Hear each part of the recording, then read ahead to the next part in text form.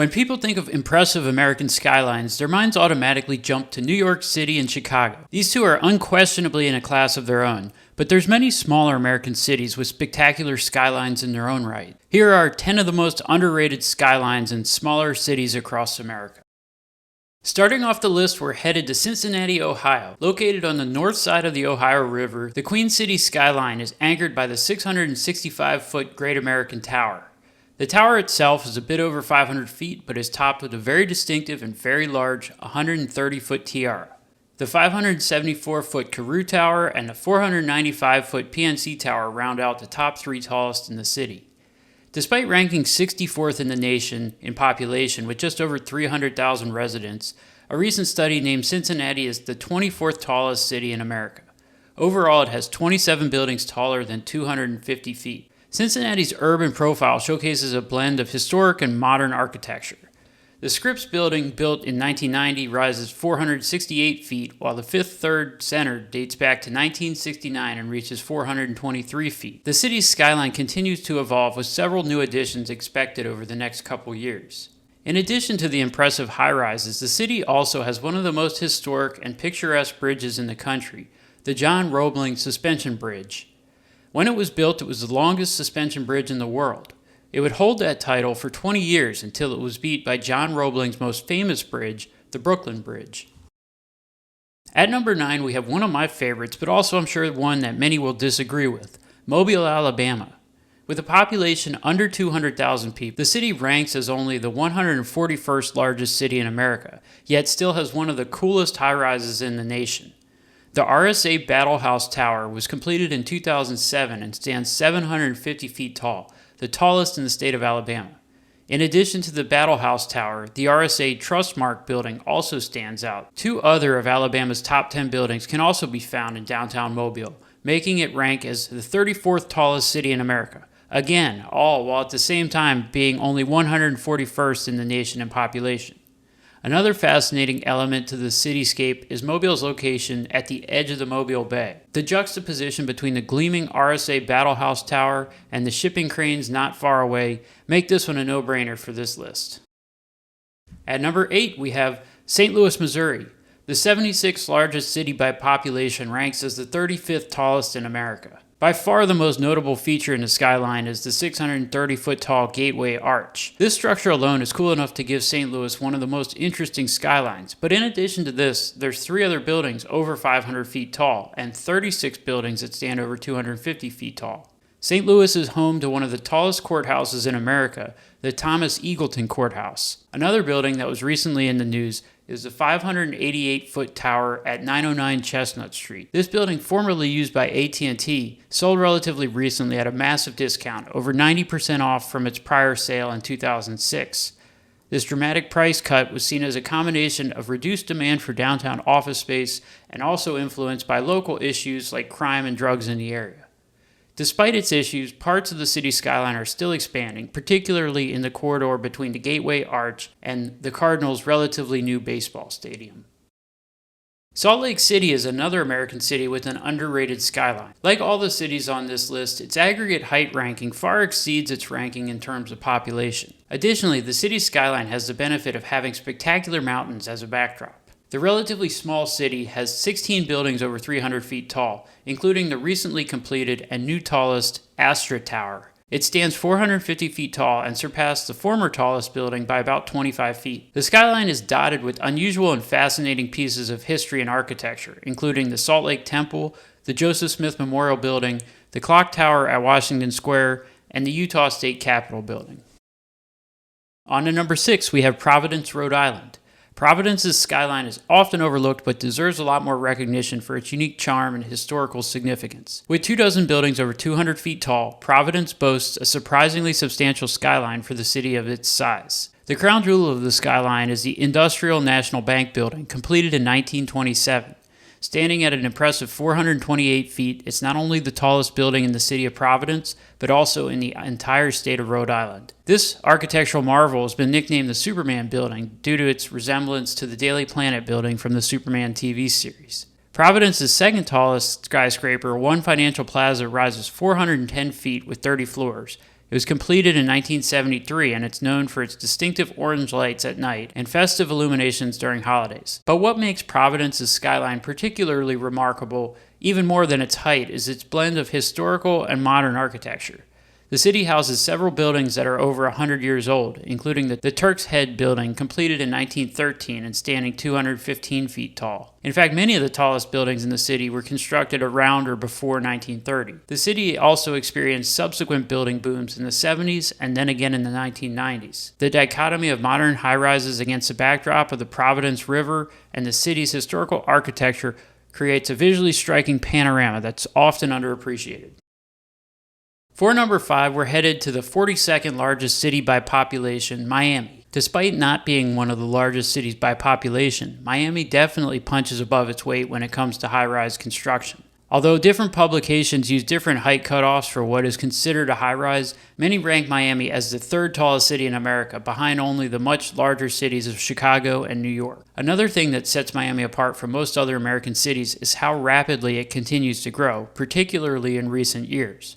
Right now, there's over 36 skyscrapers currently under construction, with at least one, the Waldorf Astoria, that's expected to top 1,000 feet. Expected completion for this tower is 2026. In the past 2 decades, the number of high-rises has nearly doubled, and over the next 10 years, it's expected to grow by an additional 50%. So while it may not get the attention for its architectures that some larger cities get, Miami has and will continue to have one of the most impressive skylines in the country.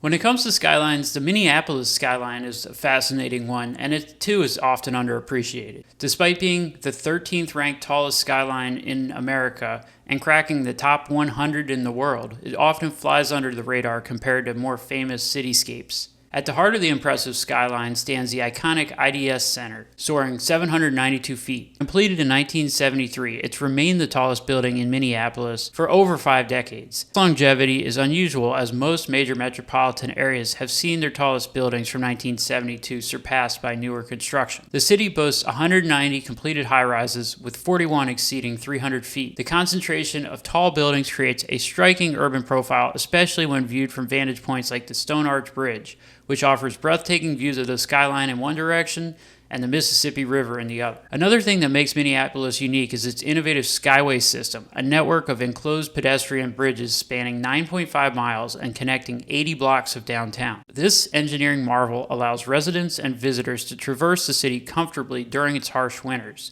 adding a distinctive element. The skyline's diversity is also noteworthy, featuring architectural gems like the Capella Tower at 775 feet and the Wells Fargo Center at 774 feet, which come close to rivaling the IDS Center's height. The Fauché Tower, a 429-foot obelisk-shaped building completed in 1929, adds some historical charm. Despite its impressive statistics and unique features, the Minneapolis skyline remains underappreciated. This may be due to its relative stability since the 1990s, with no new buildings surpassing the IDS Center's height.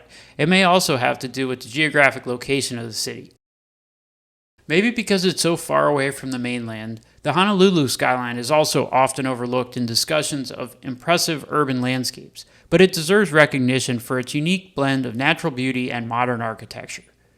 Unlike many mainland cities, Honolulu's skyline is framed by the backdrop of volcanic mountains and the vast Pacific Ocean, creating a visual spectacle that's truly one of a kind. What sets Honolulu apart is not just a picturesque setting, but also its impressive collection of high-rise buildings. The city ranks 4th in terms of buildings over 100 meters tall, boasting 104 such structures.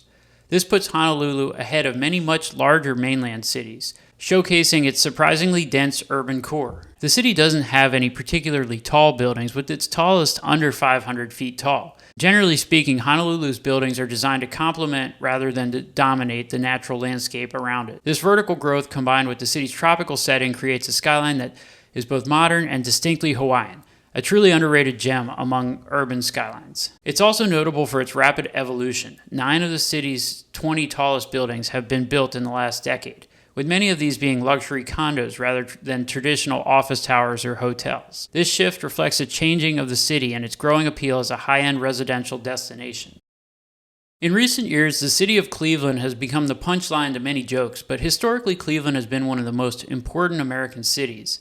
Its spectacular skyline reflects the important role that it's played in the growth of America. The historical Terminal Tower is almost exactly 100 years old and is 700 feet tall. It was part of the construction boom that mirrored similar construction booms in East Coast cities at the time.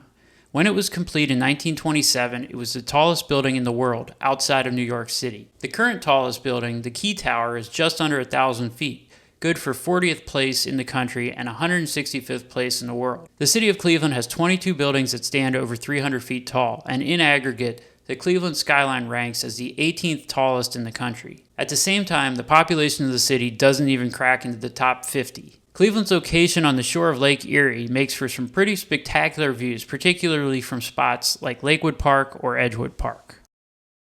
I'm not really sure if this one counts or not, but I decided to throw it in as an honorable mention anyways. While many may consider it part of the New York metropolitan area and thus not eligible for this list, Jersey City has a distinct and very, very tall skyline. If it wasn't directly across the river from arguably the greatest skyline in the world, it would probably get a lot more attention than it does. Ranking 72nd in the nation in population, Jersey City's skyline ranks as the 12th tallest. 99 Hudson Street is the tallest building at exactly 900 feet tall, and is also the tallest residential building in the U.S. outside of New York and Chicago. There are another 36 buildings over 400 feet tall, with a solid pipeline of future projects that will likely grow the skyline further. While it's pretty much an afterthought compared to the nearby Manhattan skyline, the Jersey City skyline is pretty impressive and definitely underrated. And finally is my favorite skyline, Pittsburgh. This skyline has it all. It has height, the density, the natural beauty, and the history. The city of just 300,000 residents has a skyline that breaks into the top 20 overall in height among American cities. By being situated at the confluence of the Allegheny and Monongahela River, the geographic footprint has limited sprawl, so much of the growth in the downtown area has been vertical. The tallest building is the U.S. Steel Building at 841 feet, and there are more than 30 buildings over 300 feet tall. There's also great diversity in the architecture of the tall buildings in the city. In addition to the utilitarian-looking steel-framed U.S. Steel Tower, there's the all-glass PPG Place. The building, which is actually a half a dozen buildings in one, mixes a number of architectural styles. It rises 635 feet and is clad with more than 1 million square feet of glass. Then there's also the Cathedral of Learning at the University of Pittsburgh, the tallest educational building in the Western Hemisphere. Lower to the ground, there's the baseball stadium frequently rated as the best in the major leagues, PNC Park. And then there's the iconic yellow bridges crossing the rivers and the 2 active incline railways, which also add some flair to the skyline. One of the best features about Pittsburgh is how many different viewpoints there are to appreciate it from. The famous Grandview Avenue runs parallel to downtown atop Mount Washington from the south side of the river and allows for absolutely stunning views of the city below. Because of the mountains all around it, there's nearly an infinite number of places to catch a unique and spectacular view.